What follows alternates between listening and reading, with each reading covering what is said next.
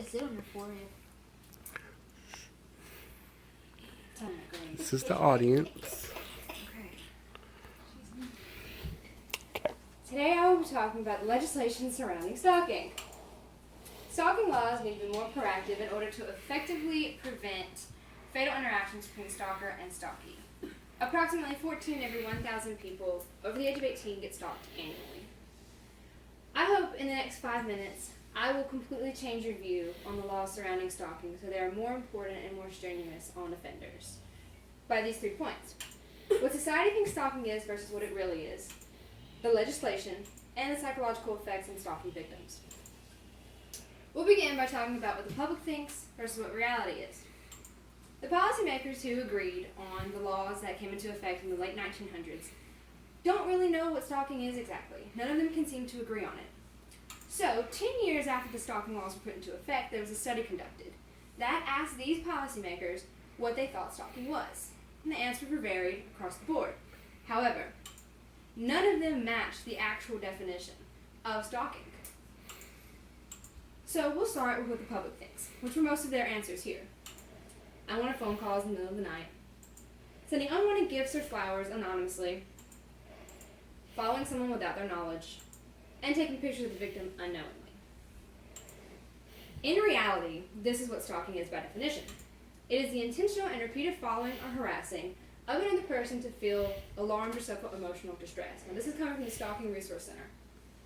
This can include showing up at the victim's house or workplace uninvited with no reason, spreading rumors via word of mouth or the internet, and threatening the victim with bodily injury, sexual assault, kidnapping, or threatening the family and friends of the victim.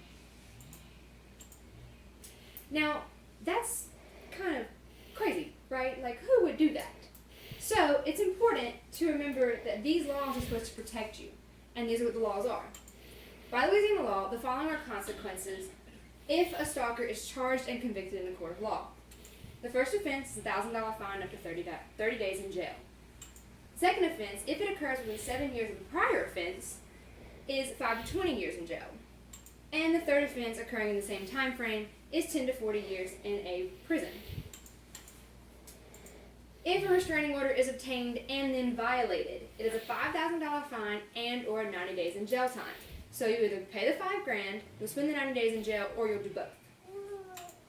Now, if your stalker shows up and says, "Hey, I have a knife and I'm about to cut you," which is showing up with a weapon and threatening bodily harm, that is punishable up to 5 years in jail. 5 years for trespassing and an attempted assault. 5 years. So, it all looks really great, okay? But that's only if there's a threat of bodily harm. Or, "I'm going to kidnap you," or "I'm going to take your kid." That's the only thing. But what happens if the stalker is okay with not going that far?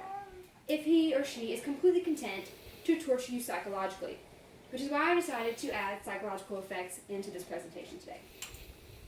A German survey surveyed 678 people. Of those 678, 78 of those people reported being victims of stalking. Now, the survey asked, it rated on a scale of 1 to 10, your psychological cognition. The results included a changed lifestyle, agitation, anxiety, sleep apnea, which is trouble sleeping, depression, and headaches. Now, in 24% of these cases, which out of 78 people was about 19 people, stated that they received professional help from a mental health professional. Okay. So, in conclusion, 11% of victims reported being stalked 5 years or more. Now, if you remember, the legislation says it has to occur within 7 years. 5 years or more. So, if they don't get caught, if they don't threaten you in any way, type, shape, or form, they're going to keep getting away with it. So, I hope that I've begun to reshape what you think about stalking and the legislation behind it, and if maybe there's something we can do about it. The definition of stalking, the legislation surrounding it, and the long-term psychological effects are all key factors to remember when you're thinking about stalking. Because at the end of the day, really, is your piece of paper going to hold up against the rage and jealousy of an irrational stalker?